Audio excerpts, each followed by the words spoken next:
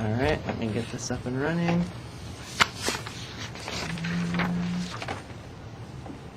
All right, we are on the record. All right, good morning, everybody. This is the Assessment Appeals Hearing Officer meeting for January 31st, 2017. It's 9:30. And Brendan, can you call to order? Do the roll call? Yes, Hearing Officer Curtis, are you present? I am present. Thank you. Okay, next on the agenda is Pledge of Allegiance. Could everybody please stand and face the flag, and we'll say the Pledge of Allegiance? Follow me. I pledge allegiance to the flag of the United States of America and to the republic for which it stands, one nation, under God, indivisible, with liberty and justice for all. And if you can please remain standing for your administration of an oath by Brendan. All right, so I'm going to place you under oath. Raise your right arm. When I complete reading your oath, please state I do. You and each of you do solemnly affirm that the testimony you're about to give in the matters now pending before this hearing officer will be the truth, the whole truth, and nothing but the truth.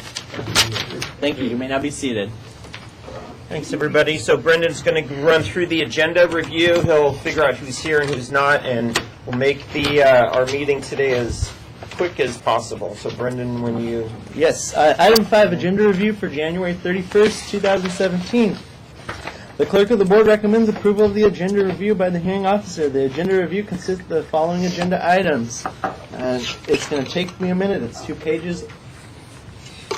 All right, starting with item number 11, application number 15-11250, Envision Avionics Panels Incorporated, continue to March 21st, 2017, pending receipt of original stipulation. Item number 12, application number 15-11639, applicant David Warner, continue to March 21st, 2017, pending receipt of original stipulation. Item number 13 through 24, application numbers 15-11729 through 15-11720, Lena Peggy Hughes Trust, Dennis Betts, continue to March 21st, 2017, pending receipt of original stipulation. Item number 25 through 26, application numbers 15-11753 and 15-11754, applicant Jack Scappa Jr., continue to March 21st, 2017, pending receipt of original stipulation. Item number 27, application number 15/11777, applicant Newberry Park Realty, continue to March 21st, 2017, pending receipt of original stipulation. Item number 28, application number 16-10001, applicant Raymond Arenas, denied due to lack of appearance. Item number 29, application number 16-10029, applicant Julio De Michel, denied due to lack of appearance.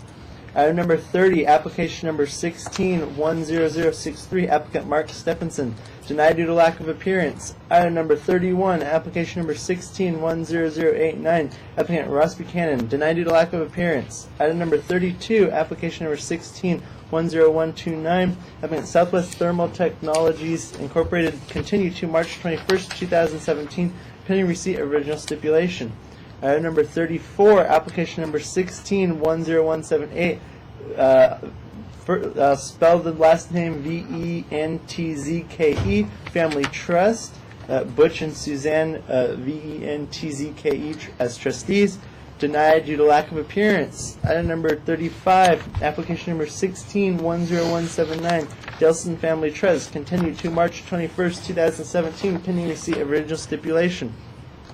Item number 36, application number 16-10216, applicant Beals Insurance Group Incorporated, denied due to lack of appearance. Item number 37, application number 16-10218, applicant Annette Ramirez, denied due to lack of appearance.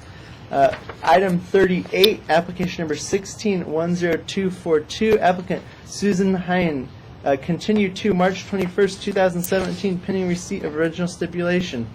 Item number 40, application number 16-10330, applicant Michael Kaufman, denied due to lack of appearance. Item number 41, application number 16-10404, applicant Jessica Areno, denied due to lack of appearance.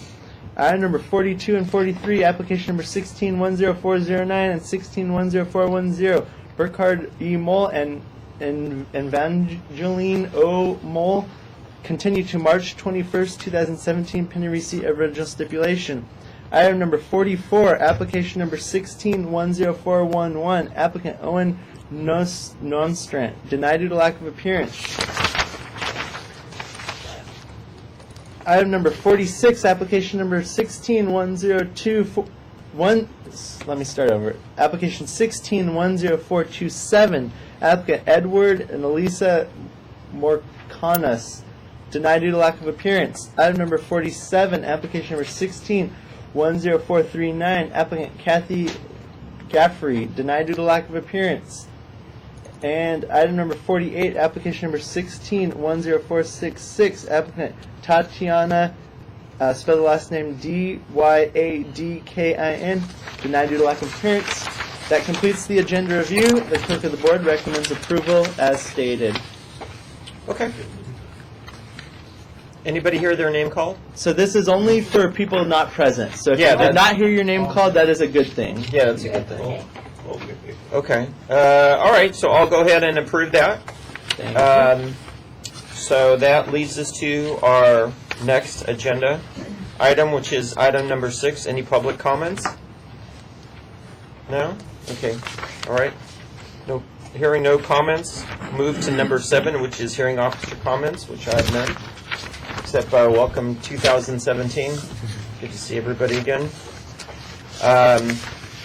Item number 8, which is application 15-10300 Ron Bredlau.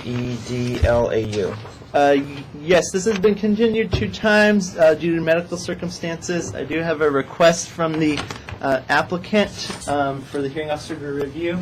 I should have gave this to you before we started. I apologize. If you want to read through that, he's requesting an extension due to medical circumstances, and the clerk of the board is recommending approval of the request, which is to continue the matter to April 18th, 2017. Sure. Any comments from the assessor? Good morning, Mr. Curtis. Christopher Horn for the Assessor's Office. This has been continued twice before, and the reasons are totally legitimate. The Assessor's Office has no problem granting another continuance if that's what the hearing officer decides to do. It's my understanding, based on the verbiage, that the applicant does intend on communicating with the assigned appraiser and getting documentation to him. Okay. Very good. Hearing nothing negative from the assessor, I'll go ahead and approve that continuance to March 21st. April 18th. April 18th, sorry. Thank you. Very nice. That moves us to next agenda item, which is agenda item number 9, application 15-10818, Tony Holloway. He's Hi, present. Tony. Are you prepared to move ahead today? Yes, I am. Okay. Why don't you come on up? Any comments from the assessor? The assessor is ready to move forward as well. We estimate 5 to 10 minutes for our presentation. Okay. All right. So, Brendan, we should take all in order, correct? That's what I would recommend at this time. Okay. Okay. Very good. So can you give us a brief overview? Do you want to get into the case now? Are we or- getting into the case now, or are we going to finish the agenda? Yeah, I mean, do you want me to, do you want me just to go through and see who's here? Yeah. I think that would probably be easiest. Okay. Everyone here, as far as I'm aware, is planning to move forward with their hearing today. So actually, it probably doesn't necessarily matter, just that we probably have a few we can deny. Why don't? Well, okay, we'll do that. we can. Why don't we leave him here, and we can just jump to some housekeeping items, because he'll be the first one up. Okay. So I- Tony, you'll be the first one up, and we'll just go through everybody. Super. No, just stay right there. All right. So go ahead. Item 10 would be next. Application 15-10827, Gregory Garcia. No one has checked in for this item this morning. I believe the recommendation would be to deny due to lack of appearance. The assessor doesn't have any paperwork on that one, correct? That is correct. Just a comment. Back in October of 2016, we sent a stipulation and the stipulation was not continued, or, sorry, was not returned. At the hearing officer meeting for October 25th, we asked for a continuance because the paperwork was outstanding. On the same date, we resent the paperwork and placed a phone call saying, please submit this. We've heard nothing from the applicant. I believe the called the clerk of the applicant. board has called as well in an attempt to find out whether or not the applicant was going to show. There's been no response, so it is the assessor's opinion that the applicant has lost interest with this appeal and that we denied due to lack of appearance. Okay. It looks like he also got an email from me on Thursday reminding him of today's hearing. So we heard nothing, and so the recommendation would be denied due to lack of appearance. Okay. It seems like he has lost interest, so I'll go ahead and approve the denial due to lack of appearance. All And right. Mr. Garcia. So then let's jump to, well, actually, that looks like it clears everything off the agenda that's not moving forward. I thought we had more. Does anyone see me miss?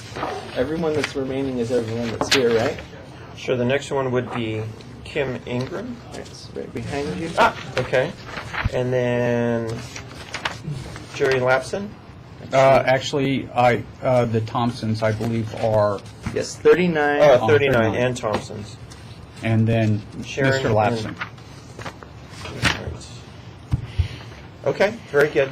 So we'll go, since we do have a few cases, what I'll do is hear each case. There might be some data that I have to look at after I hear the case. So what I'll do is make my decision on all the cases after the last person, which is Mr. Lapson. Okay? You make your decision right away? No, I'll make it after, I'll look at everybody. No, I mean, after we're all gone, or maybe in a few days, you'll make the decision? No, I'll make it today. Oh. Yeah, after today, whatever I time. don't know what happened next. Yeah, 11 or 12 o'clock. Whatever. Okay, very nice. So we're here for Mr. Holloway. Yes. Okay. To the assessor, can you give us a brief overview? Yes, this is a single-family residence that is owner-occupied, and the burden of proof rests with the assessor. Okay. So you can proceed when you're ready. Thank you. There you go, sir. Thank you. There you go.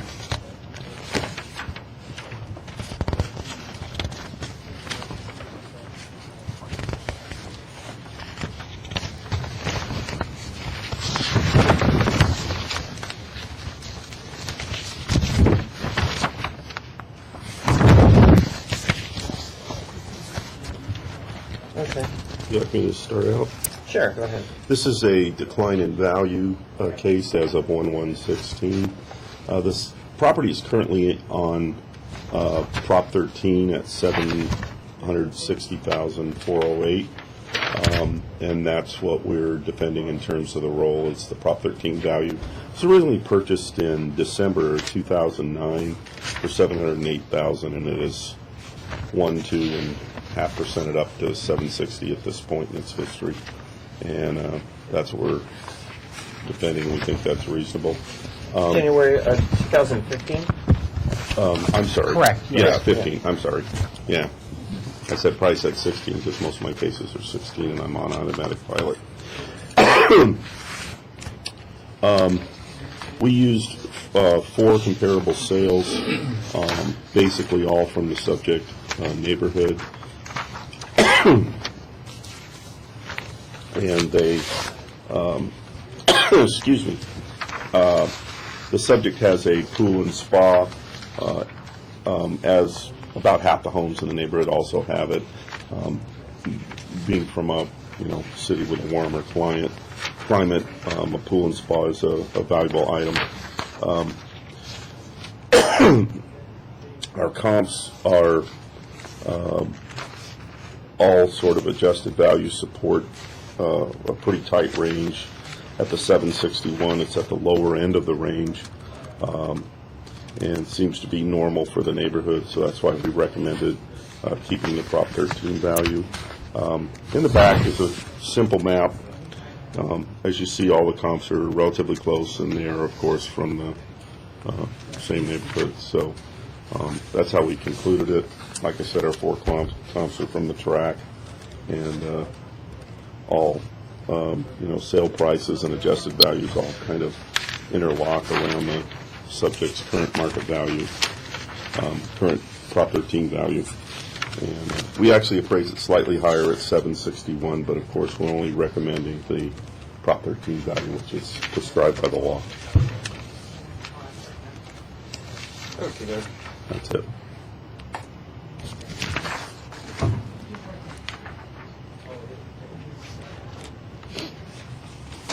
Okay. Does the applicant have any questions to the assessor regarding his presentation? I do not at this time, but I did bring copies of my most recent appraisal that I had done during my refi a few years prior to the appraisal year, and it shows about 100,000 in difference as far as what's value and then what I was appraised at. So Okay. I do have that information. Why don't you go ahead and hand that out now? I had one quick question to the assessor. So Rick, looking at the map, it looks like comp 3 though is outside. It looks like it's in a different area, or no? No, it's part of the track, and the way to identify that is in our material along here.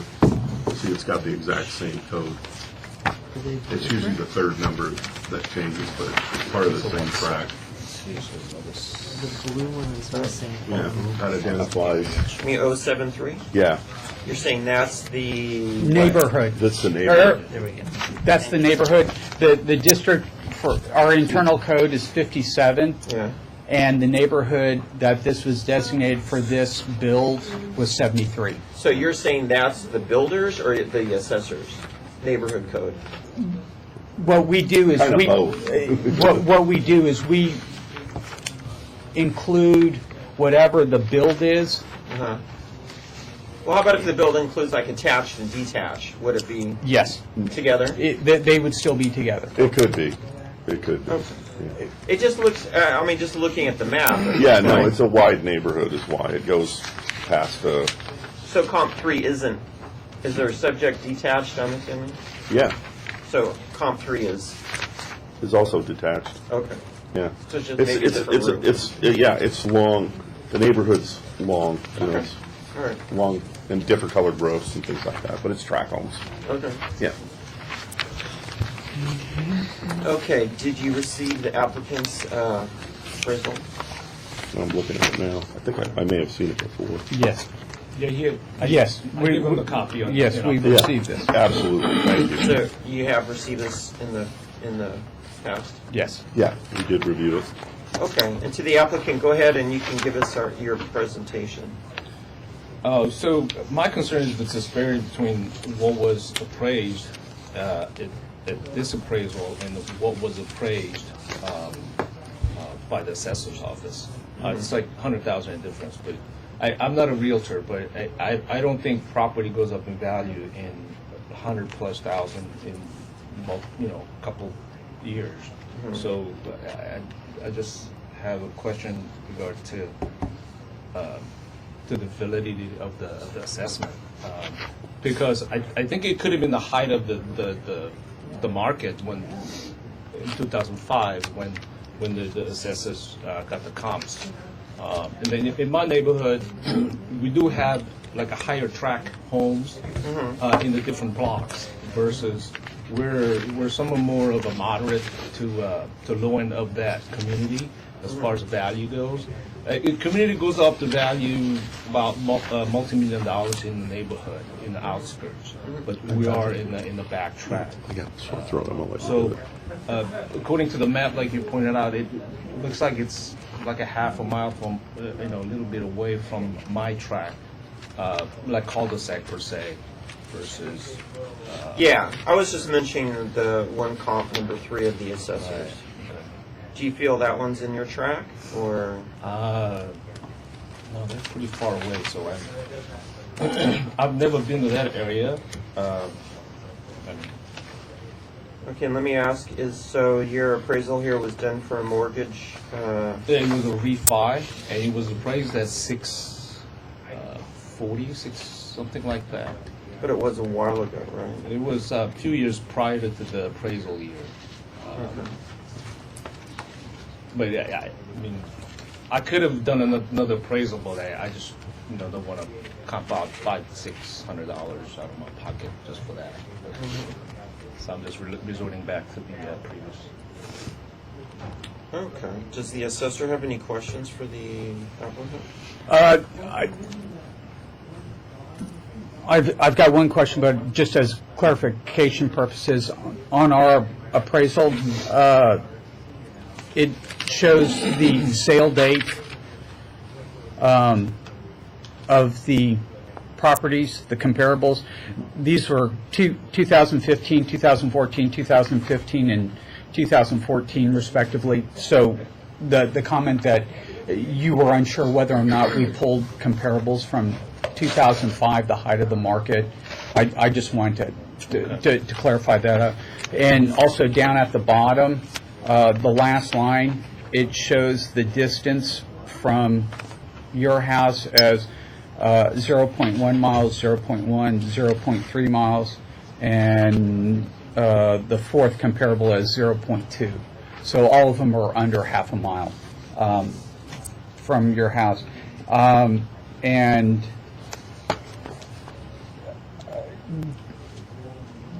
just for the record, the only information that you're bringing in is an appraisal that I have as the either report date or valuation date as 01/21/2012.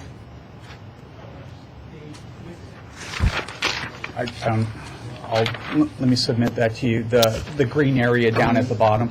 And Brendan, something. There's Assessor's Exhibit B. So that's the date of the appraisal. Okay. I have no other questions for the. I'm sorry, I have one thing. And I notice, and I just want to confirm this, all of your comps are from the year 2011. Is that correct? I read through all, at least the closed sales at that time. Okay. So what I'd like to do is kind of read through your appraisal. So what I'll do is I'll read through it and then I'll make my decision after I hear everybody's. But was there any other comments that you wanted to make, or the assessor?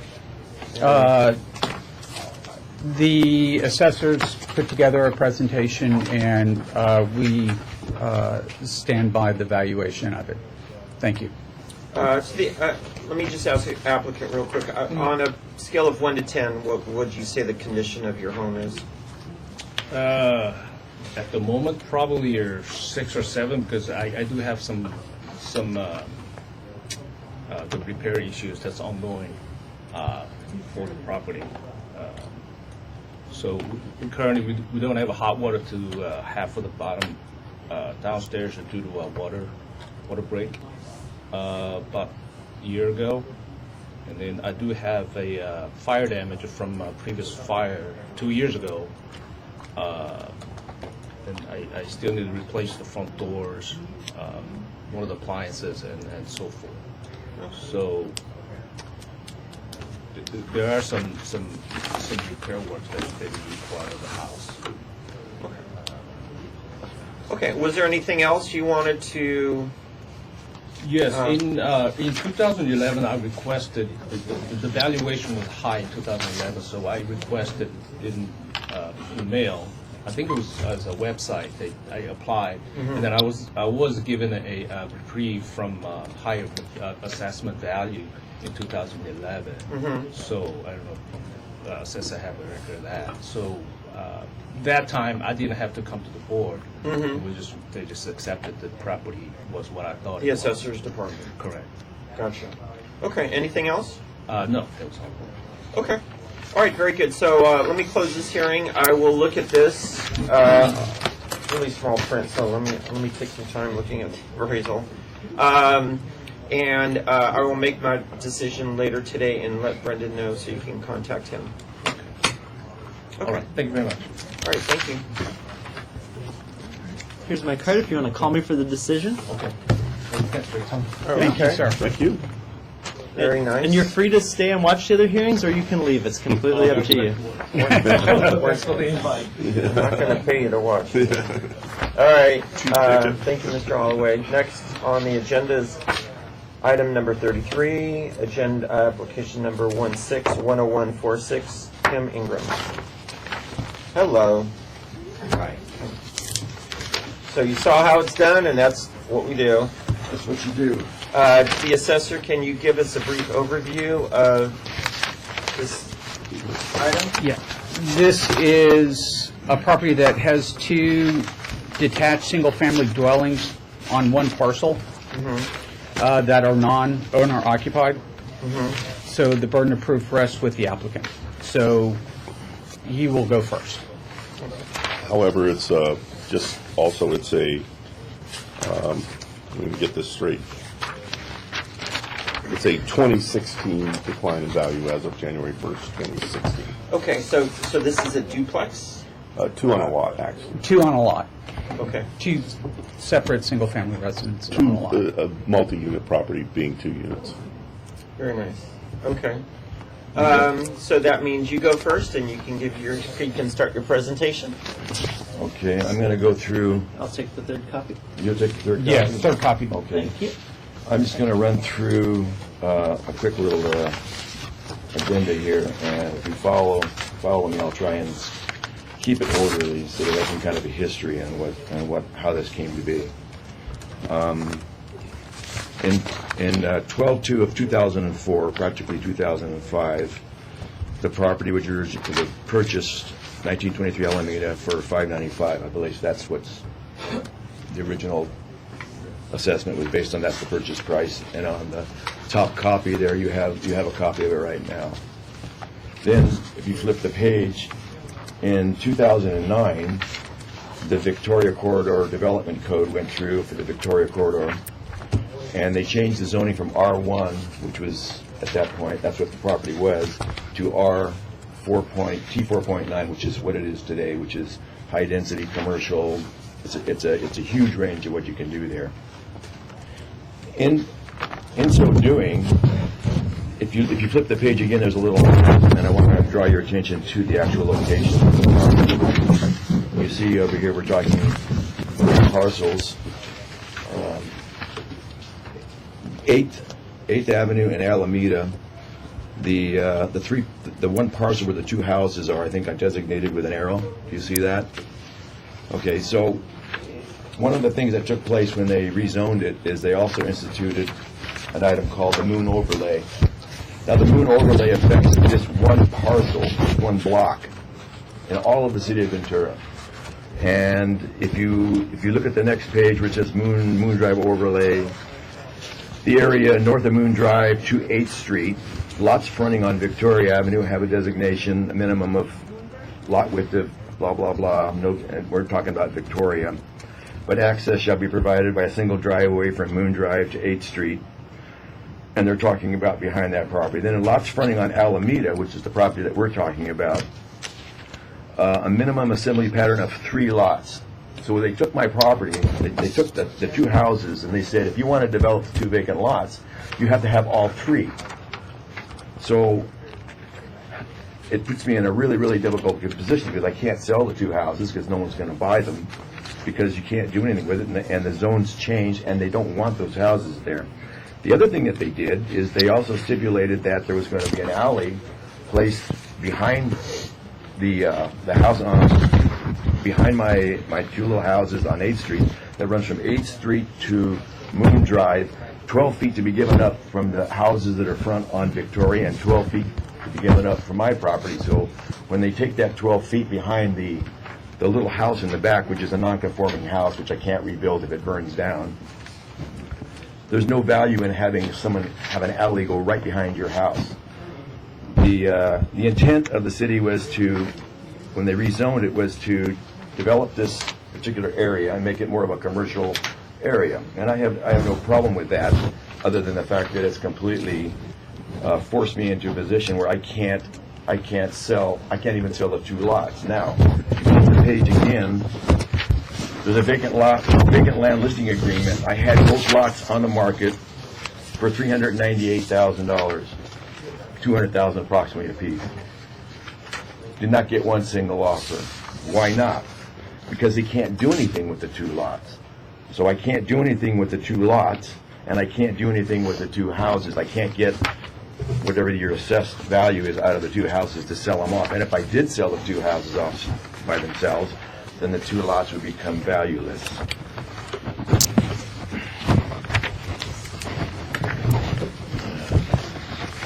Flipping a little bit farther. So what I've done now, what I'm involved in right now is I had no choice. I have to add value to this property if I'm going to divest myself of these 3 pieces of property. So I'm in negotiations, or I'm in the planning process with the City of Ventura, the very beginning stage, to try and develop a 48-unit assisted living facility on all 3 lots. And this is the notice. If you flip over, you'll see the notice of public hearing. In there, it states that the 2 houses have to be demolished. And so anybody buying the 2 vacant lots or the house to do a general development is going to buy that property for land value. Now, I've already established that I can't sell them for $200,000 a piece. Probably I could if I didn't have the 3 lot stipulation, or I didn't have the 2 houses on the lots. With the 2 houses on the lots, there's a value owed of $600,000, so no one's going to pay that kind of price for the homes. My point being is that in the future, if this project is approved and built, the County of Ventura will be able to reassess the property at the full market value, which, if the project is complete, would be in the millions versus what it is now. But right now, the property as it is has been rendered basically the land value. Now, because there's 2 pieces of property, 2 houses on the property, and I am getting a small amount of rent compared to what the rents would have normally been, I couldn't in good conscience say that it's only worth $200,000. But the reality is I can't sell it. I can't sell it for anything close that it's assessed at right now. So I set a value of it. I said, well, if the other lots are between $100,000 and $200,000, I'll through a value of $140,000 on the houses, because they're going to be scraped. I'm going to have to pay to have them taken down. So I came up with a value of $340,000. Now, to give you more of an idea of what I'm up against here, if you look at the house on the corner, and I know you like comps, but if you're going to do comps, it's only fitting that you do comps in the same, in the zone that's zoned the same. And there isn't anything in the City of Ventura that I know of that is caught up in this particular unintended consequence, or a situation that arises when the city is rezoning properties, and there's properties that accidentally are adversely affected. Now, if you look at the house, these pictures here, this picture is the house on the corner of 8th and Alameda and 8th Street. I don't know why this gentleman bought this house, but he bought this house in 2012, and he told me he paid $360,000 for it. Now, that could be right, it could be wrong. You would know.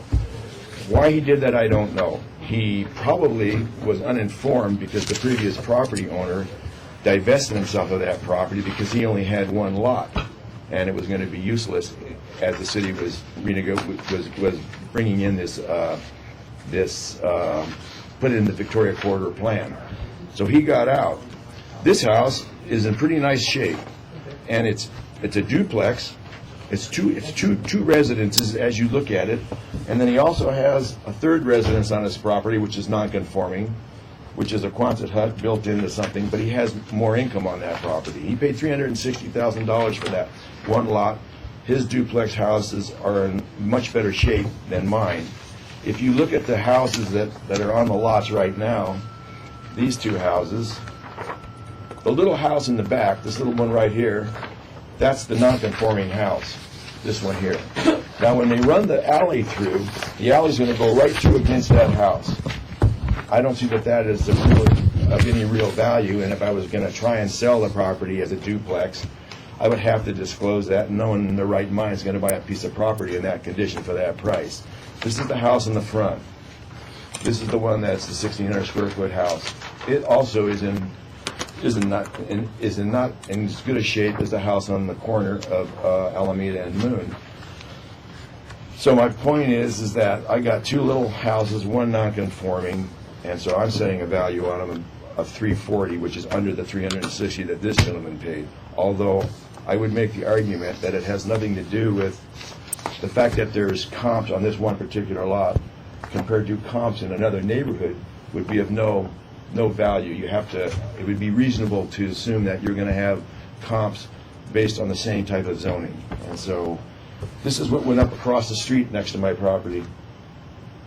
Now, I don't know who in their right mind is going to buy two houses that are in this state of repair with the zoning the way it is and have to look at that. 154 units, 7 stories tall. How they got it through, I have no idea.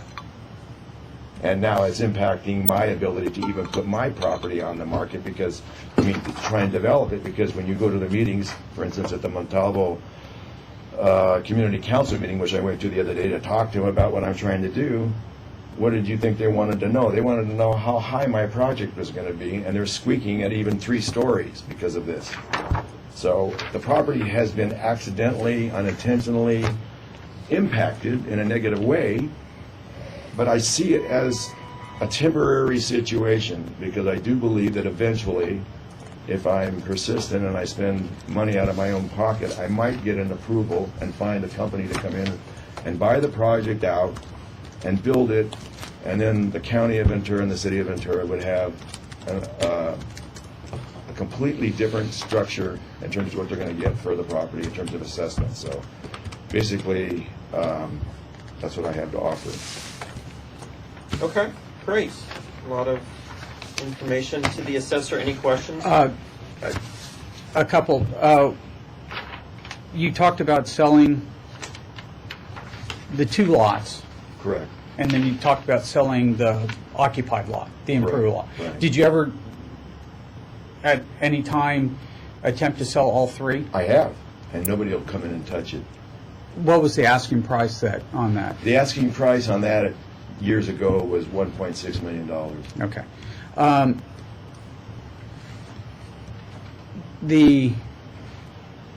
The improved lot with the 2 houses, you have an income stream?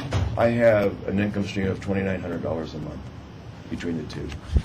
This I conveyed to Rick I've spoken to Rick twice on the phone. I laid out with the situation and. Okay.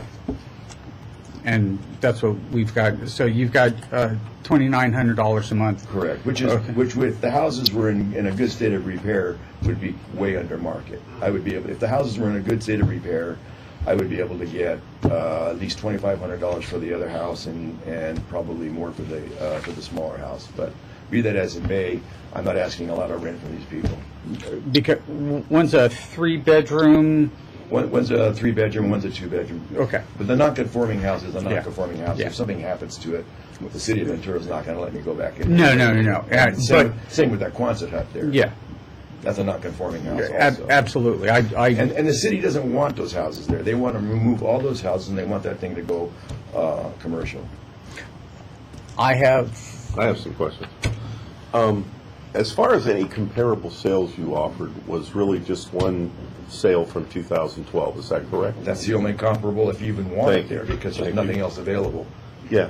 Also, when I talk to you, you restrict me and everybody else. Are you Rick? Yeah. Oh. Yeah, and we talked more than twice. You said you can't use any comps, but only on my street because of zoning. Let me address that. When you first bought this property, you said it was R1, correct? Correct. That would have indicated that 2 houses on an R1 lot would have been legal non-conforming at that time, okay? Which is a common practice in Ventura County. I want to point that out. The next thing is, if we took your same logic, when you get a 48-unit, say, assisted living approved there, are you going to tell the bank you can't use any comps except on Alameda? No. Okay, good. Just wanted to make No, sure. at that point. That's all I have. I don't want to be assessed for something in the future, though. Okay, that's fine. I think I have all my questions. I'm ready to go. Go ahead. Okay, Oh, you want to go first? No, hang on, I want to pass out the document. Oh, I have a question to the assessor. So the applicant's exhibit, is it this? Just that one lot. No, this is all that's under appeal, actually, the one. Just lot. this lot? The corner lot. That's corner it. lot. Yes. Correct. Okay. Now, when you were mentioning other lots, The two other lots are vacant lots. you own those? Yes, You own these two lots? I do. Okay. But we're only talking about this one lot? Correct. Basically, I'm saying that the lot has been rendered down to land value because I can't do anything unless I do a development, all three lots.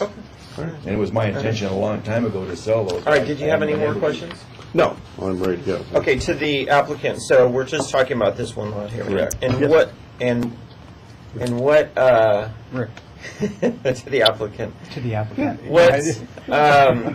what's the rent that you get on this again? For the two properties, 2,900. what- the- 1,500 for the front house and 1,400 for the back house. 2,900 a month? Yes. Okay, so that's $2,900 a month for 1923 Alameda? Correct. Okay. So you can, did you figure out a value based on the income? No, Why not? because I don't see that the income has anything to do with the value of the property. Unless if I can't sell the property for that type of a price because of what's going on around me, and then the fact that it's been rezoned, I don't see how the income has any impact on what the property's worth. Sure, and you're saying it's worth 320.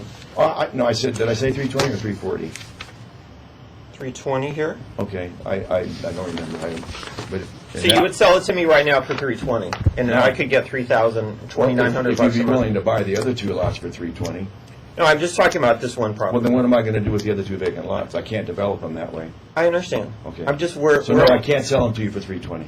I'm really not talking about, we're just talking about this one I property. understand, but Okay. the properties, because of the zone change, have been tied all together. Based on the $2,900, how much would you sell this property for to me right now? That's not for sale. All right. I mean, that's not a fair question. I'm just curious, because that's what we're shooting for. I'm Okay. trying to get a value on that property. If I sold that property to you, if I sold it to you even for $800,000, it renders the other two vacant lots useless. So you would sell it to me for $800,000? You got 800,000? I'm just asking. No, what I you won't would sell it to you for 800,000. I'll sell it to you for land value if I can have the other two lots approved. Okay, which would be what? The land value? The land, it's what I stated on there. Okay, I don't know what you're trying to get at here. I'm asking you, what rent are you getting right now on I it? told you $2,900 a month. Okay, so go ahead, you can. We can proceed. All right, let me pass this out. Thank There's you. that, there's that, and to you, sir.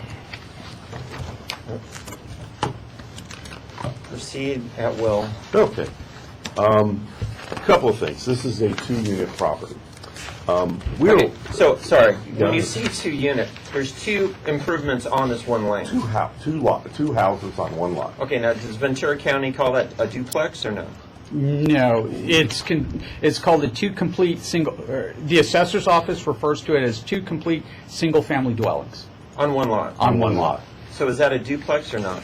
No. A duplex would indicate attached. This is two on a lot. It's 2 units. if So wanna go. you don't call it detached duplex then? No. No, Okay. no. But that's what it is, right? It could be. Okay. I think we're just. Just trying to get it veering clear. over it. The assessor's office is aware that not only is this gentleman's property, but many people's property are possibly in transition to another use. And we have what's called an interim use value. Right, So what's it being used for today? right. So we're only talking about what the value was as of January 1st, 2016. right? Correct, Okay, correct. So could we focus on that? Yeah, Okay. that's part of what I'm saying. So he established actually that the interim use is 2 on a lot. And so we evaluated that property as 2 on a lot because it does generate $2,900 income. And we did not look into the other 2 lots because by chance he owns both of them, but by chance 3 different people could have owned those. So that's a kind of a different subject for a different time, because we are only focused on, as you pointed out, 1 lot, because that's what's under appeal. Right, right. But we're aware of where he's going. So when we looked at comparable duplexes and two-on-a lots, we looked at both. It so happens our first two comps are what you would call duplexes because they're attached. The third comp is like the subject, it's two-on-a lot. And we looked at them, and they have, oddly enough, similar incomes in the city of Ventura. We then analyzed the properties both as comparables, much as you do a home. And so when we took the income of the subject, as you see, we developed a range, gross income monthly range, and GIM.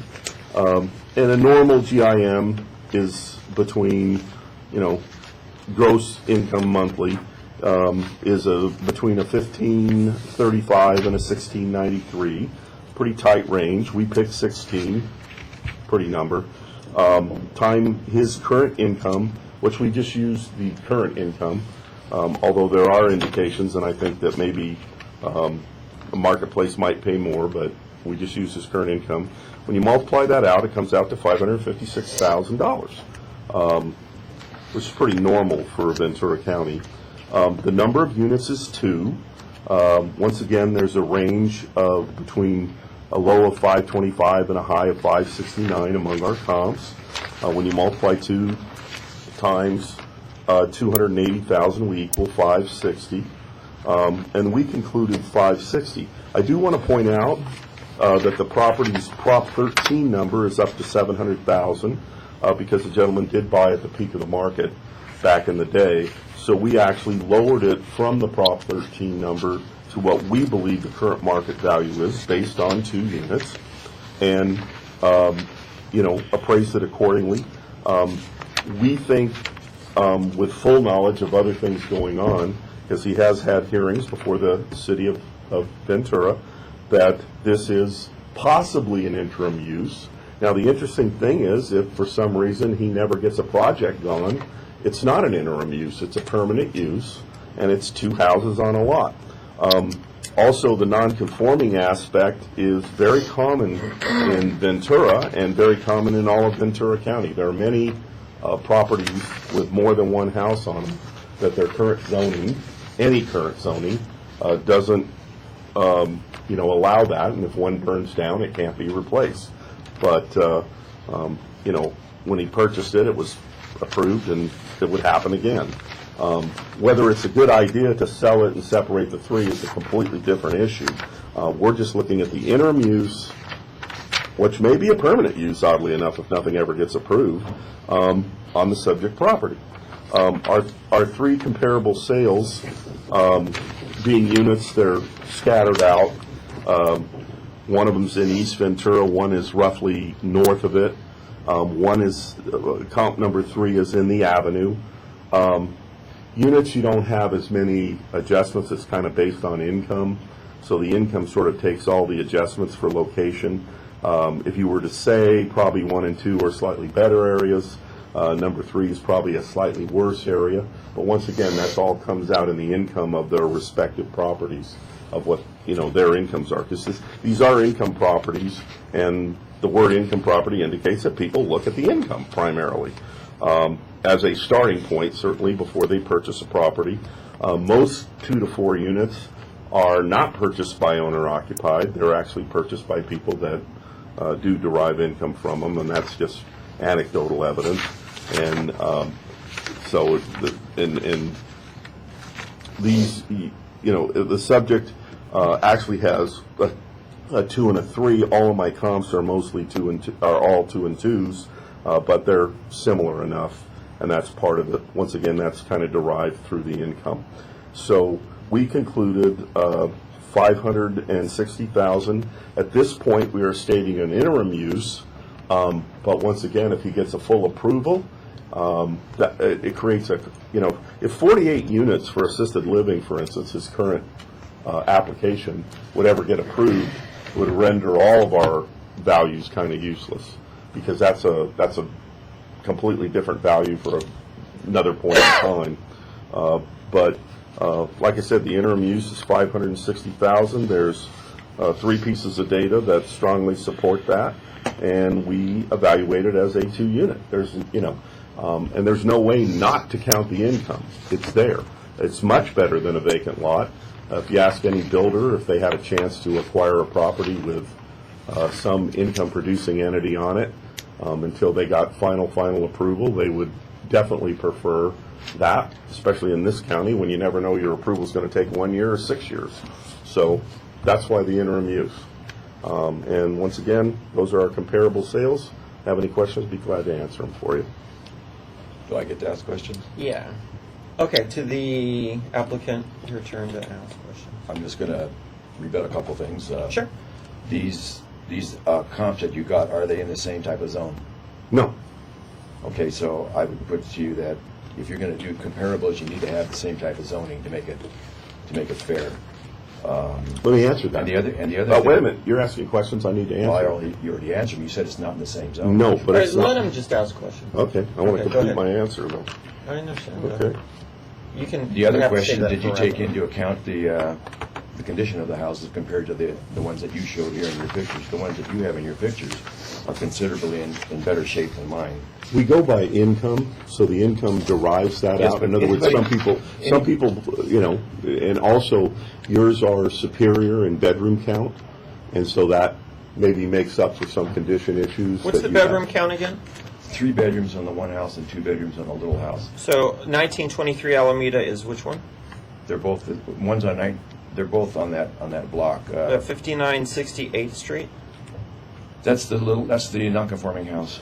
That's the non. That's the address they gave. They put it. It's on the same lot, but that's the address they gave for the non-conforming house, 5960 8th Street. Okay. And then the 3-bedroom is at 1923 Alameda, which they use that address. 3-bedroom and how many bath? 2 bath. Okay. And the address that they put on is 5968th Street, and that's a 2-in-1? 2-in-1. Okay. Okay. Go ahead, sorry. Well, I lost my train of thought. Any questions to the... I was addressing the fact that, did you take into consideration the house on the corner of Alameda and Moon, the newer house that was just purchased in 2012, as a comp? No, usually 4 years, 4 years back is too long for anything. And that's the only house that would be comparable in the zoning that I'm in, and that's why I use that house. So, and he purchased 3 units for $360. So I think it's a value. I think it's a comp that is. Let me answer that. worth looking at. When we do multi-units, it's probably impossible to get all comps and subjects in the same zoning. I'm sure my 3 comps have different zoning from each other. You know That's that- very common, and you may not know that, but that's very common in units. They don't typically have the same zoning. Some are zoned commercial, some are zoned residential, because of residual leftover zoning laws, et cetera. So it's very common in units that they would not have the same zoning. They may not have the same zoning, but you're talking about comparing me in a commercial zone to a residential zone that might be R1, R2, R3, which is completely different. And the fact that you didn't take into account the house on the corner of Alameda and Moon to even give it some credence, to me, this seems a little on the unfair side. Okay, any more questions to the No, I have assessor? no more questions. Okay. I have some questions. So on the appraisal on your worksheet, it says actual gross rent is 0, economic rent is 22,800. What is that? Where's For the that? subject? Subject, economic rent, 22. Oh, the 22.8 was the rent that it was getting at the time A purchase. of purchase, That would have been a purchase rent, yeah. Back in 2005, whatever. or 2004. Yeah. So that would have been what the 2 units were calculating out. And now it's gone to 34,000 since he purchased it. Why don't you put 34,000? It'd probably be better. Okay, we'll make a note for the next time we do a. A lot of people like to know the original rent, so, So we do down at the bottom, the value indicators are 34.8, which is what the Yeah, down- current rents Current rents are at the bottom. for the subject are. Okay. And then, so I'm assuming you have the zoning here under the subject as R1, so that's the original zoning? Yeah. Not the current zoning? Correct. As of, Whatever It's T 4.9. T 4.9, whatever the,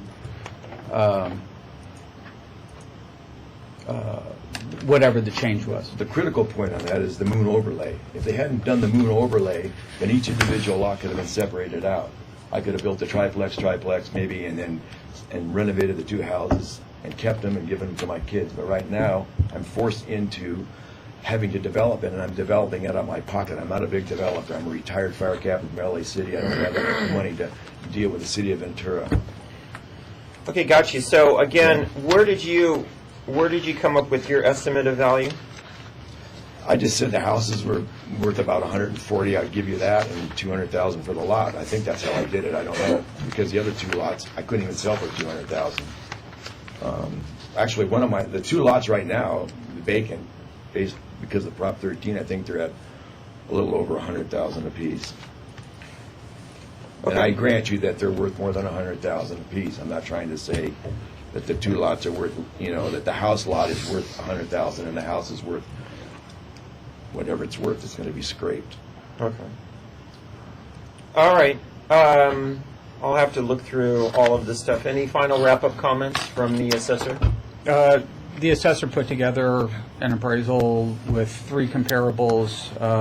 This is an income-producing property, and we asked the hearing officer to take that into consideration.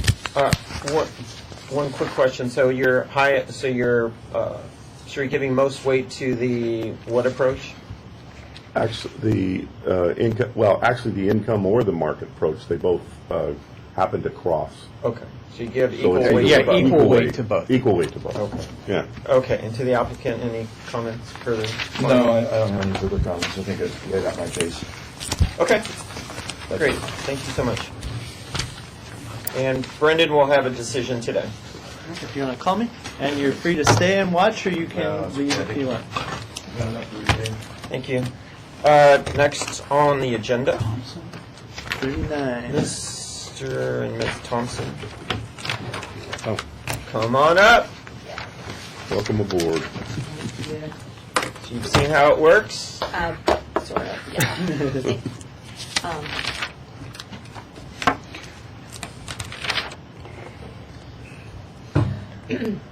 To the assessor, Yes. give us a brief overview. This is a single-family residence that's owner-occupied. It is a decline in value as of 1/1/2016. The assessor has the burden of proof, and we will pass out our presentation. Okay, thank you so much. And there's that, and Hold on one second, my poor daughter's sick. Let me just Oh. make a text here. That's all right. you need to take 5? No, Okay. just give her a nice text. Hope she's feeling better. The daughter. Okay, thank you so much to the assessor. No. And I was gonna to, walk down. okay. So, Okay. proceed at will. Yeah. This is a decline in value as of 1/1/16. The subject was originally enrolled August of 2000 for $200,000, and that established its Prop 13 value. It is currently under Prop 13 at $283,886.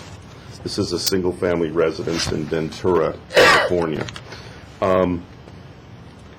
We actually appraised the property at around $500,000 as of 1/1/16. But because it's under Prop 13, we properly recommend to you that it only continue to have the assessment of $283,886, which is under its Prop 13 situation. The property's located in the hills of Ventura. It's known as Area 29. It is definitely a very tiny property. It's only 596 square feet. One of the features. It's on, we generally category them walking street. You have to go up, I think we are, either, 59. we'll go with 59. We build them. You have to go up 59 stairs Steps. to get to the house. When we bought it, there were no stairs, believe it or not, just rocks. Yeah. Lord. Yeah, so it's, and I, being a considerably overweight man, did make the walk, and, There's a bench halfway up. yeah, thank God. No, I was able to make it, but, I do understand it's not the greatest location situation. So I tried to account for walking street issues. I think I put it under stories and floors. I took a negative adjustment all the way across. And I used 3 comparable sales that are all from the neighborhood. It's a custom neighborhood in mixed older homes in the hills of Ventura. The primary thing is you have to be above Foothill, because there's a distinction between Ventura below Foothill. It runs more east to west than north to south, because you soon run into vacant land as you go north along there. So, it's usually 5-6 streets from Poli. Where's Foothill on the map? Foothill on, I'll switch, I haven't finished the comps, but I'll switch to the map. Foothill is also known as Poli. Oh, okay. Yeah. Okay. So Poli and Gotcha. Foothill is the same street, depending on where you are down at the thing. That was an excellent question. So if you notice, my 3 comps are considerably higher in price, because they are, to be honest with you, superior in size, and of course having access, et cetera, et cetera. They are, however, 2 of them also have a similar view. We need to talk about the subject view, because it does have a very wonderful ocean view. I was rewarded after my 59 steps. I sat and I looked at the view and I go, oh, I get it. It's worth it. So unlike some trails I've done where you end up on the trail and you get to see nothing after climbing some mountain and it's foggy that day, but I also hit a clear day, and I hit a day when it wasn't raining, so God was good to me. Anyway, and so we adjusted, considerably downward for size, et cetera, and we have an adjusted range from 498 to 652, and my sale prices are like 602 to 885. But once again, one of the comps, I should point out, Hillcrest was in terrible shape that did sell comp number 1 in terms of its condition. That was according to the owner. And then comp number 3 has a couple of problems in the sense, and it's kind of why I like it, because it has some huge problems also. It doesn't really have a view at all on comp number 3, and comp number 3 fronts Poli, which the locals kind of call that the Foothill Freeway, so it's not a good thing to be on Poli. And so it's a pretty sort of beat-up comp in terms, like the subject has some problems. Clearly, comp number 3 has some genuine problems. As you see by the map, all 3 comps are correctly located, above Poli. Like I said, comps 1 and 2 in the subject have an ocean view. This is from my camera, so I did take that picture, and I was sort of on beside their house. I just want to tell you, without you there, I don't enter the house, but I did walk up the stairs. Obviously, I didn't go in the house, and I just shot the outside. So that's the subject picture. And so those are our 3 comps. I will also state something else. In general, to try to buy a single-family residence in the city of Ventura for $283,000 on 1116 anywhere, in any shape, in any form, would have been difficult, if not impossible. All right, thank you. Okay. Did you also have a, well, go ahead. No, I'm done. So questions from you to the assessor at this time? Yes, I was going to say that a picture that of the stairway would also be equally effective to show this looks as normal as the Poli or any of the others. No, I think, But anyway, it's quite unusual. Verbally, he acknowledged that no, it's the 59 it's steps. 59 steps, and it's straight up. But it's the reason we stay there is because of this view. That's the single perk. But anyway, we are here today to do a couple things, hopefully to clarify this land value, but also hoping to at least address the fact that in 2000, when we bought the property, the assessor's office automatically assessed and gave us allocated a land value of $204,000 based on, and we had purchased the property for $170,000. So we weren't certain why that was established. And after 2 years of working on the place and trying to get rid of all the caving-in walls, we then applied in November of 2002 to have a reassessment. And but there was never any kind of follow-up, or no one got back to us, and somehow we drifted off into life and just dutifully paid this inflated tax from then on. However, it's become to our attention just this year that there's a gross discrepancy, you might say, or a huge difference between the land value allocation that has been given to us at 1259 versus, let's say, our immediate neighbor at 1263 and other friends on Buena Vista, one in particular at the corner of Buena Vista and Ann. And the land values are crazily inappropriate, it appears to us, and the main thing is we want to get it clarified. How can that be possible? Remember, ours is a landlocked, walk-in, 1920s cottage, 20 by 30 feet, 596 square feet. It's accessible only up a flight of 59 stairs. The lot is a half lot. Our neighbor's is a full lot. Our neighbor's lot goes from the top where ours begins. It goes all the way down to the street with a driveway, full access. They have a 1977 two-story, 1,875 square foot dwelling. And both properties, ours and the 1263, were sold to us both into the year 2000. Ours obviously was like the guest shack or whatever, and the other was the house. But the point was, we are now limited, in addition to the size and the access, we have no garage. We have no right to ever have one, and that we cannot add one single solitary square foot. We can't even have a tough shed because we have no garage. So we have all these incredible limitations. We love the view so much that we're willing to put up with all of it in the peace and quiet. But there is no way that it could be compared to the neighbors. I'm again going to use them as a that's what's triggered this inquiry that we're making. They're just let me say this one part, which I have a copy of to give to you.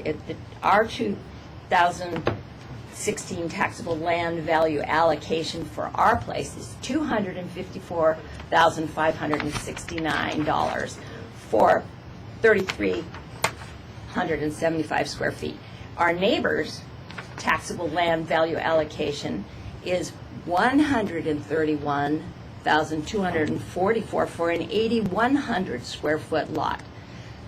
So whether that's a mistake was made or not, it's just hard for us to not question it. So that's really what we wanted to find out is how did the original over-assessment occur, assuming that that is considered over-assessment, since we didn't pay the $204,000, we paid $170 because it was falling apart. When my husband, I remember, leaned against the door jamb at one point, the whole building went to the side like that. So, I mean, it was basically just the land and still continues that way. So our question is, why the discrepancy, first of all? the house at the end of the street, Buena Vista and Ann, their Hold on one land second. value is Let me- 169. Sorry, I lost my train of thought here. Did you give your presentation? Yes. sir. And you're giving your presentation, correct? Yes, So- effectively, yes. Well, You've been asleep. No, I haven't been asleep. no. But we're here. Okay, so we're here to decide the value of your assessment as of January 1st, 2016. Yes. Okay. I understand. As far as your land allocation, that's not exactly why we're here. And I think the assessor's department may be able to, since you're here, may be able to talk to you about the land allocation. Okay, but we're right here really talking about. My job is to figure out what the value of your property on January 1st, 2016 is. And how do they arrive at that value? By Well, basing it they on gave the a land? presentation, and they had comparables, and Rick told you why he thought Right. that your property was worth $500,000. And these comparables, not one of them is up a stairway, is it, and landlocked? No, walking, to answer Right. that, there are several homes that are walking streets in the city of Ventura, but none of them have sold recently. So I guess my question to Because you we is, weren't able to find any comps. You had instructed me No, to no, find I- them, and there aren't any. so I guess my No, question well, I to had you to say Bert. Yes. is what did you think it was worth on that date and why? On the date of when January we purchased 1st, no, January 1st, 2016. it? Oh, That's why we're here today. probably about what we're being charged, maybe a little less. That is. To be perfectly honest, But it what is- seems to me that since we paid 170, if it's now gone up to, say, the equivalent of 200,000, 250,000, we would hope that it's valued accordingly. But to be so, did that make sense? Yes. But to have the discrepancy between ours and the neighbor is just, and between the other neighbors down the street, they're all at much lower assessments. Mr. Curtis, would you allow me 2 minutes to hopefully clarify this? Probably take longer, but go ahead. If you would. Will you? So, yeah, so the land allocation is a little bit different. So you're assessed one value, and then it's divided between the land and the improvements. Because in our case, there is practically nothing allotted to the I gotcha. house. Yeah. I gotcha. All right, well, so I'll give the assessor his, I've heard this before, I know what he's going to say. All right, But good. again, but my job is to figure out what the value is as of January 1st, and then you're going to tell me why, and then I'm going to make that decision. Okay. All right, go ahead. All right. At the time of purchase, we have to allocate a value to land and improvements. As you said, because of the condition of the improvements, they were less than stellar. So that meant all the value combined, a majority of it went to land. That was in 2000, the year 2000. Right. Since then, property values have changed, and when a transaction is done, the assessor is still required to allocate values. So if something sells for $500,000 or $600,000, we look at the value of the improvements, and we do residual land, what is in essence a land residual. We'll cost out the improvements, depreciate them, come up with and then whatever is left over goes to the land. This is part of the reason why there may be a discrepancy between your neighbors with you having 250,000 in land value and them only having 200,000, and yet their parcel is twice as big or 3 times as big as yours. And I don't mind, if you could just say that one more time, you say the reason is something to do with the way the value is allocated. Yes. But Between land and improvements. that's the part where I lose. Okay. At the time of your purchase, we had to There take, was no improvement essentially on there. so most of the value, most of the value had to go to the land. Right. Okay. So you're with me on that. Yeah. So, Except that's one of the things I wanted to clarify is that they did not take the value that was placed on it that we paid for. Instead, unfortunately, because you purchased it in 2000, this is not a point that we can address and why is that? Why can't because we do there's a that? 4-year statute. But why? That's the way the law is written. Okay, we're at 2 minutes. Okay, so again. Did I do well? Very good. Wait, I mean, when a wrong has been done originally, it was we didn't know it, but it was our job to complain. the- And we the- did briefly, but then we just gave way. The law- Because we're You allowed can walk ID down and to, and you can talk to the assessor's department about that, and the to law- get more clarity. But Yeah. again, I'm here just to, Brendan's asked me to come and say, hey, Vince, what's his value worth as of this date? And the assessor has said $500,000, but they're only going to charge you at $283 because of Prop 13. Prop 13. Prop Okay. 13. Guide And us. you're saying that the Yep. value is 170, correct? Well, that we bought it for and started it to. Well, I'm asking, what's the value as of Oh, January no. 1st, I've- 2016? Yes, I already said I would say that, to be fair and Yes. honest, I would say that it's probably worth about that. About what? About what you just said, 289. Or 200 200 and whatever it is. 3. To the recommended roll value In of other two- words, it's correct. Okay. Okay,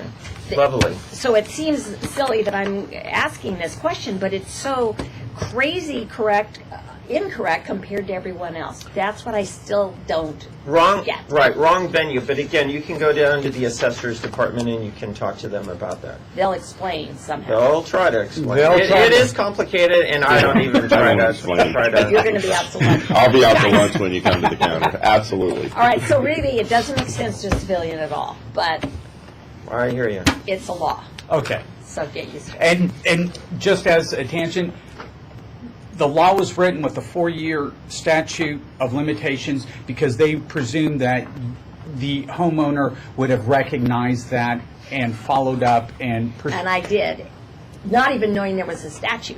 And- Innocently just followed up and then gave up. And like a then, fool.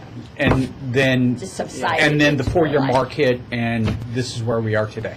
So in other words, the value, because there's nothing else to value on our property, they're giving us an inflated view of it as opposed to our neighbor who has much more in the way of assets. We do have That's one the more way I applicant, so I perceive it. wanted to get to him. Yes. So, do you Okay. understand? Yeah, okay.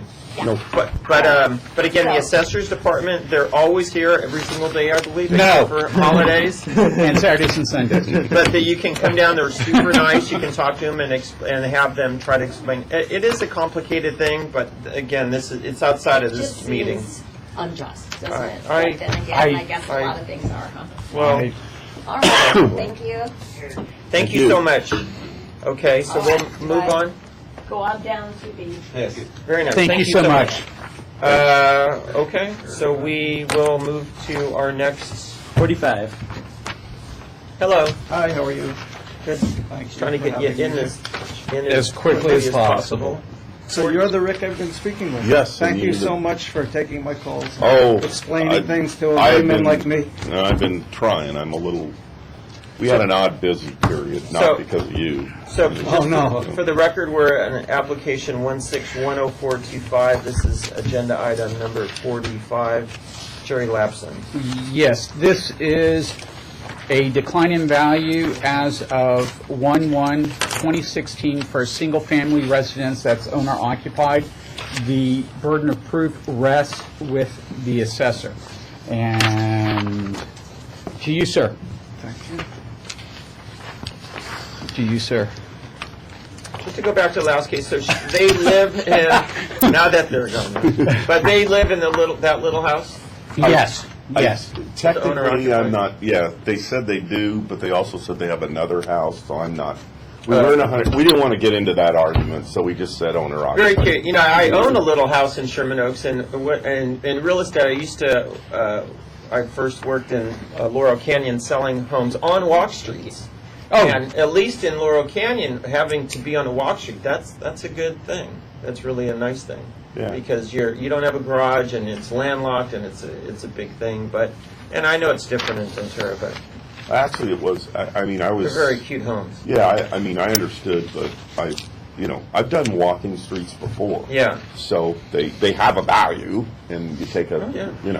and it's better if you have a comp, but Ventura's doesn't have that many, Yeah. to be honest with you. Okay, so very nice. So please proceed when on this property for 14. Sycamore. Okay, this is a single-family residence. It's a decline in value. Lovely Bell Canyon. Yes, it's in Bell Canyon, thank you. A lot different from Brooklyn where I grew up.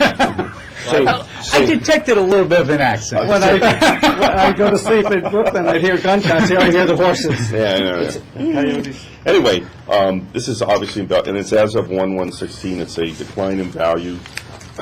Once again, this property is under Prop 13 from its original purchase in 1990 for $535. We actually came in a little higher than the recommended value, but we stay with the recommended value because A, it's Prop 13, I have to tell you this each time, and that's the law. So that's why we recommend the $829,054 as our final value. As you say, it's located in Bell Canyon.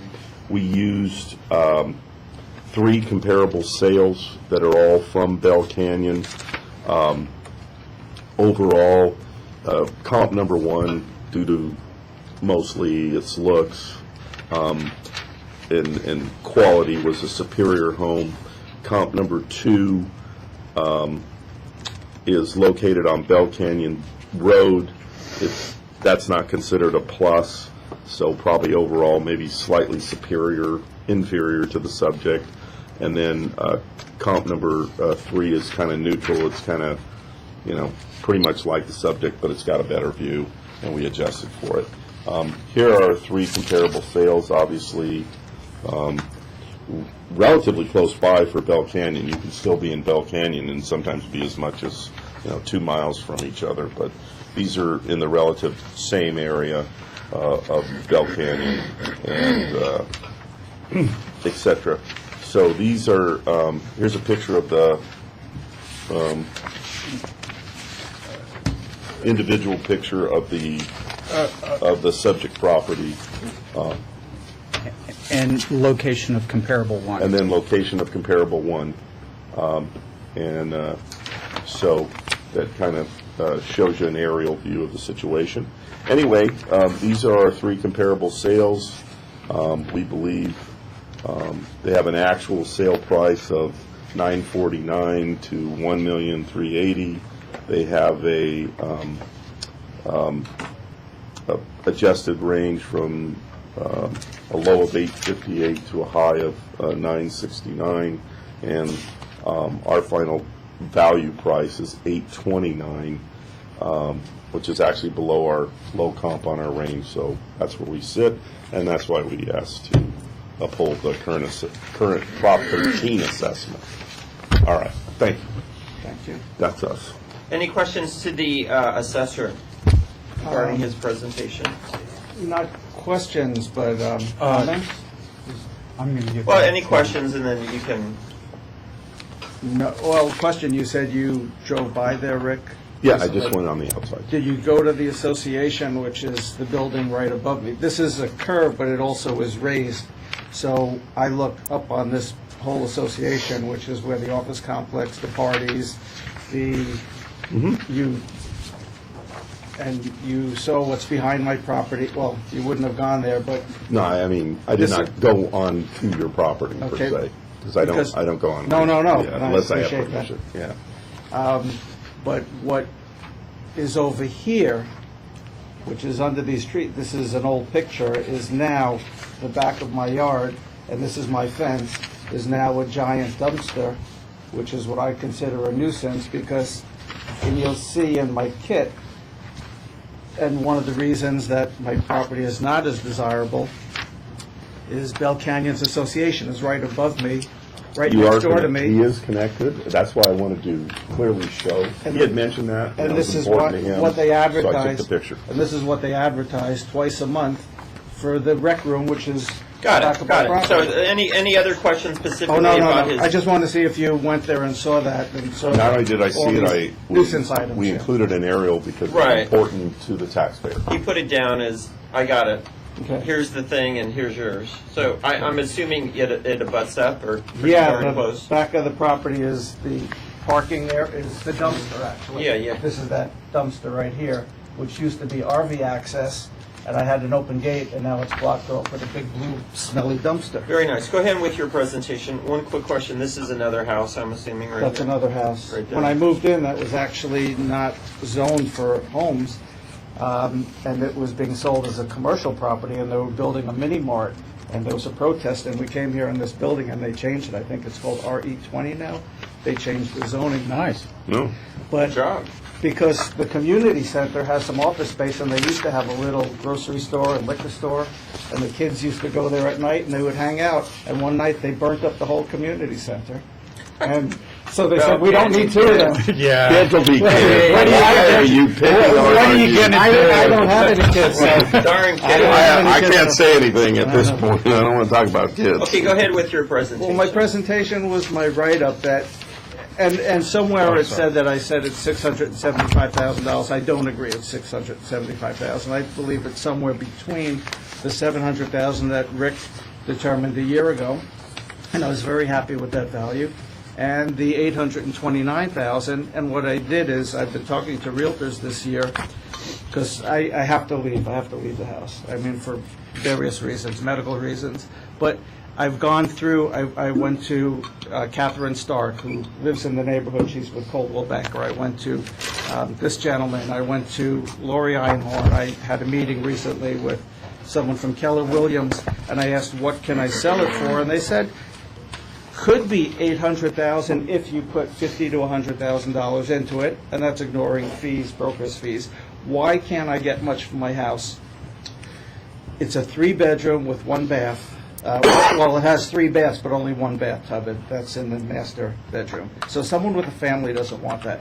It's the only home out of 700 homes in the community that has a 2-car garage, because mine was the original home. This was built 43 years ago. Right after that, they came up with the CCNRs where they started opening it up for development. I wasn't in there that long, but it said 3-car garage minimum and a certain minimum size. So if you know the area, and that's why we said it's a nice area, the homes are 4,000, 5,000, 6,000 square feet, except for the handful of original ones that were built between 1969 and 1974 when mine was built. People don't want, they don't want a 2-car garage, and you said something about if something burnt down earlier, and that struck. If my house burnt down, I could not replace it with a 3-car garage because there's no room for 3-car garage. You saw the home takes the whole width of the property with the 2-car garage, but I'm the only home with a 2-car garage out of about 700 homes, so that makes it less desirable. You're not allowed to park on the street. There is no street. And Rick, you would have seen right in front of my house, there's a fence with a little dirt road, but if you park on that dirt overnight, you get a fine, or you get On the towed. bridle path. On the Bridle bridle path? path. Yeah. What's a bridle path? Well, across the street is the bridle path with a double fence. Me, it's just an easement with dirt. Oh, okay.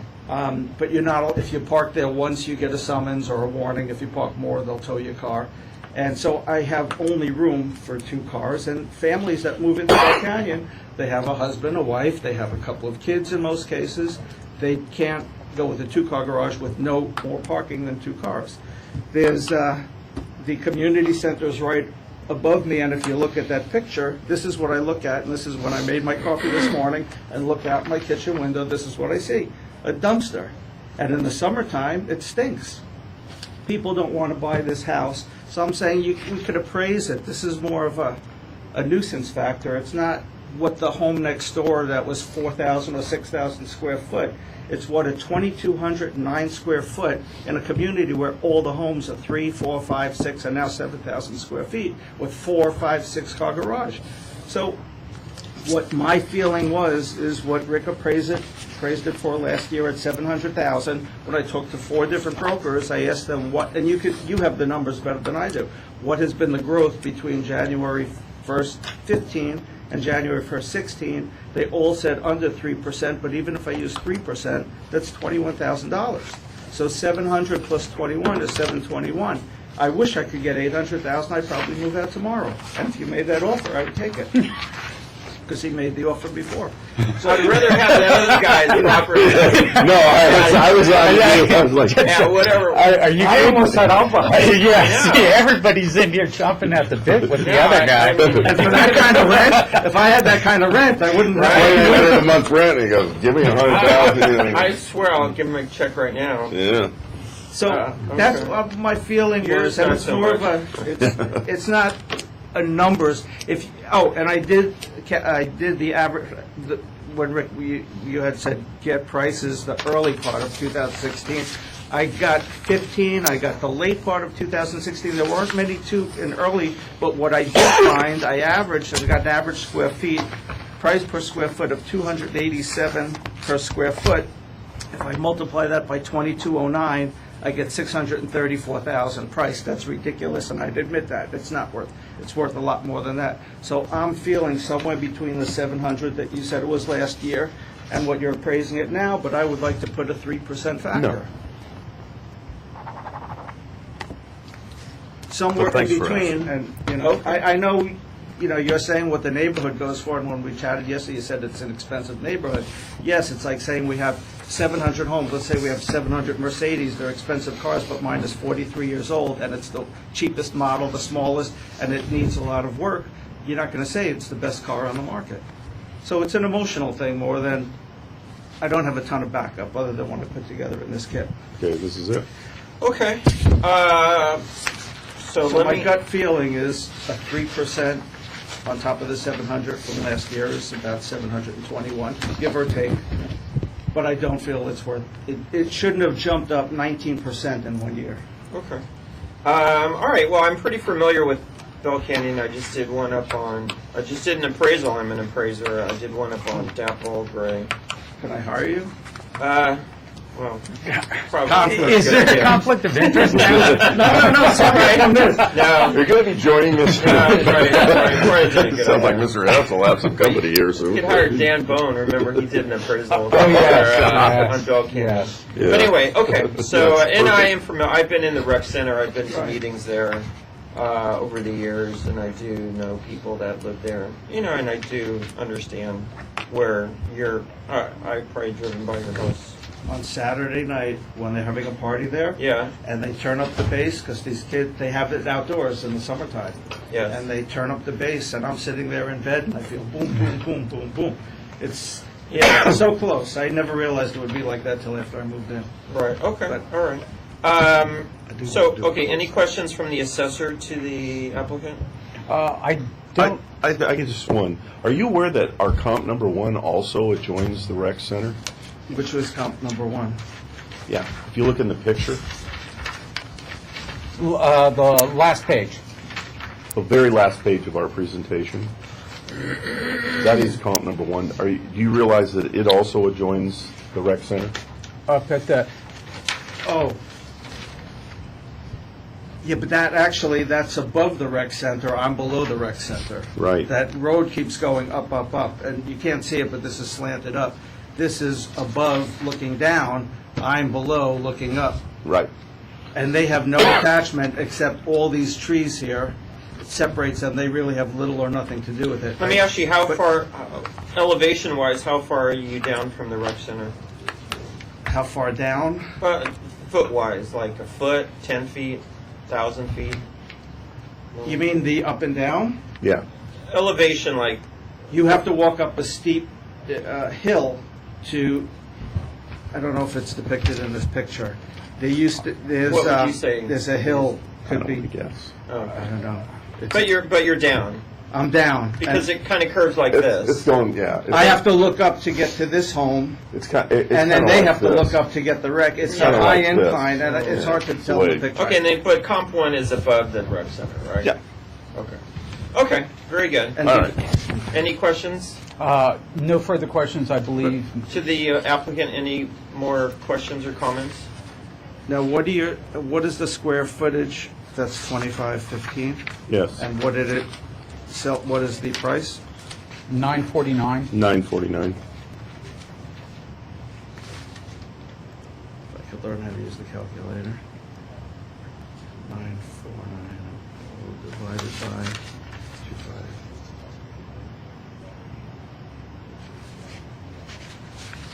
And comparable, Comes about, close to the same. yeah, and that comparable number 3 is approximately, well, it's less than a half mile away from your property.